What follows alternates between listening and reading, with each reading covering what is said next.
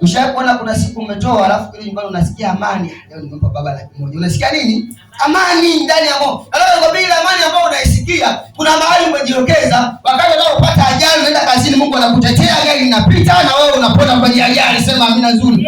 Wakati mwanaume anataka kukuacha kwenye ndoa, hawezi kukuacha kwa sababu kuna kitu kinakulinda. Leo nikikuuliza kama kijana una nini kinakulinda hapo madhabahuni? Acha niseme haya, ila mtanisamehe. Huwa napenda kuwa mkweli. Kuna vitu lazima tuvifanye ili vitulinde. Yaani ukiwa kazini kinakulinda. Ukiwa njiani unatembea kinakulinda. Ukiwa unakula kinakulinda. Ndiyo sio sana. Ukiwa umelala kinakulinda.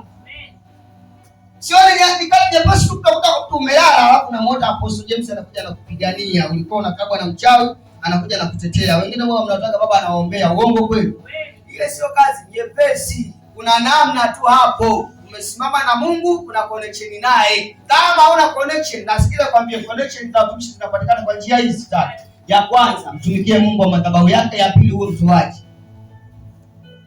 Bila hautamfuata kama baba ana shida hii na hii. Utamuona tu yeye mwenyewe, utamuona tu huyo kaja. Baba, leo nimekuona katika Mungu wa roho. Nimeona unajitetea sana. Weka mkono wako namna hii. Najua hapo imeni sasa itakuwa changamoto.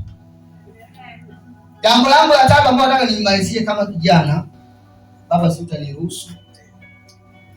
Kijana, nataka Mungu atembee na wewe. Nataka Mungu akupende, jitahidi kuwa msafi wa kiroho na kimwili.